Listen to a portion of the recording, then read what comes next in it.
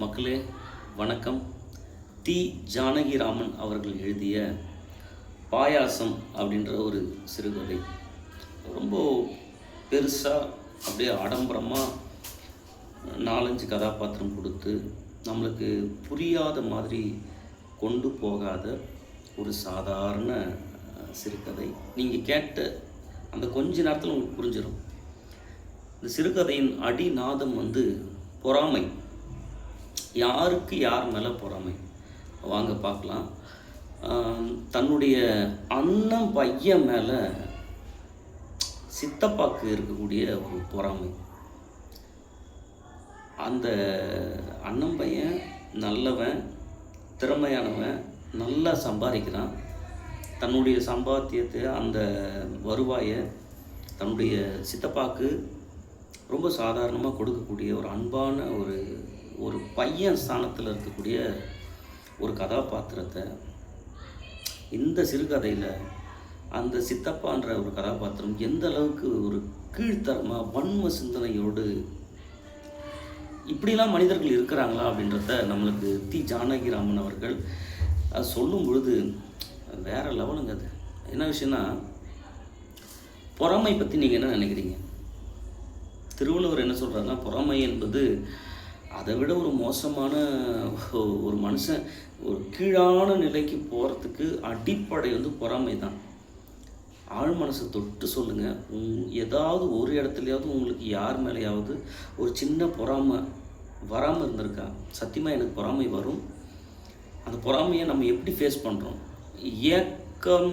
ஏக்கத்தோடைய extreme தான் பொறாமை. நம்மளுக்கு ஏன்டா சிலது கிடைக்கலன்றதுக்கு பேர் ஏக்கம். அது நீங்கள் இன்னும் ஏன் அவனுக்கு மட்டும் கிடச்சிருக்குது அப்படின்னு நினச்சா அது பொறாமை. ஸோ அந்த மாதிரி இந்த சிறுகதையில் தன்னுடைய அண்ணன் பையனுடைய அந்த வளர்ச்சியை அந்த சித்தப்பாவால் ஏற்றுக்க முடியல. ஆனால் இந்த சித்தப்பா அதாவது நல்ல சொல்லுதான், கேவலமான மென்டாலிட்டி. ஆனால் அவங்க மனைவி ரொம்ப அற்புதமான ஒரு பர்சனாலிட்டி. அவங்க ஒவ்வொரு இடத்துலையும் இவருக்கு சொல்லிகிட்டே இருக்காங்க, நீங்கள் தப்பாக சிந்திக்கிறீங்க, நீங்கள் பண்ணுறது தப்பு அப்படின்னு. அண்ணன் பையனுடைய பொண்ணுக்கு திருமணம், அந்த திருமணம் பிரம்மாண்டமாக நடக்குது. பெரிய ஒரு அண்டாவில் பாயாசம் கம கம கம்னு அந்த பாயாசம் ரெடி ஆகிட்டுருக்கு. இந்த சித்தப்பா என்ன பண்ணுறாரு, இந்த வன்ம சிந்தனை, பொறாமையின் உச்சக்கட்ட வெளிப்பாடு. அந்த பாயாசம் அண்டாவை தன்னுடைய காலால் எட்டி உதச்சி அதை கீழே தள்ளி விடுறாரு, யாரும் பார்க்கலன்னு நினச்சிட்டு. ஆனால் அந்த கல்யாணம் பொண்ணு அதை பார்த்துடுறாங்க. இவ்வளோ தான் சிறுகதை. நீங்கள் யோசிக்கலாம், இது மாதிரிலாம் மனிதர்கள் இருக்கிறாங்களா அப்படின்னு. எத்தனை பேர் உண்மையாகவே நீங்கள் மனசை தொட்டு சொல்லுங்கள். ஒரு கூட இருக்கிற ஆட்களுடைய வளர்ச்சியை உண்மையாகவே மனசார 100% அந்த வளர்ச்சி நம்ம ஏற்றுக்கொள்ளக்கூடிய பக்குவம் நம்மக்கிட்ட இருக்குது. ஒருவேளை உங்ககிட்ட அந்த பக்குவம் இருக்குது, உங்கள் கூட இருக்கிறவங்களுடைய வளர்ச்சி உங்களால் ஏற்றுக்க முடியுது, அவங்க மேலும் மேலும் வளரணும்னு நினைக்கிற உங்களை நான் தலை வணங்குகிறேன். என்னுடைய நண்பர்கள் கட்டாயம், ஏன்னா என்ன நீங்கள் கவனிக்கிறீங்க அப்படின்னு சொன்னால், அதாவது நான் ரொம்ப பெரிய ஆள் அப்படின்னு நான் சொல்ல வரல. நேர்நிலை மனப்பான்மைன்னு பாசிட்டிவ் வைப்பு. என் கூட இருக்கிற எல்லாரும் ரொம்ப உன்னதமான மனிதர்கள் என்பதில் எனக்கு மாற்றுக்கிறது கிடையாது. என்னை நேசிக்கக்கூடிய நீங்கள் இந்த உலகின் தலை சிறந்தவர்கள் என்பதில் எனக்கு துளி அளவும் ஐயமில்லை. இந்த உலகை நேசிப்போம். பொறாமையின்றி நம்மோடு இருப்பவர்களுடைய வளர்ச்சியை நம்முடைய வளர்ச்சியாக கருதி ஒரே ஒரு சின்ன விஷயந்தாங்க, நம்ம கூட இருக்கிறவன் மேலே மேலே போனால் தான் நமக்கு பாதுகாப்பு.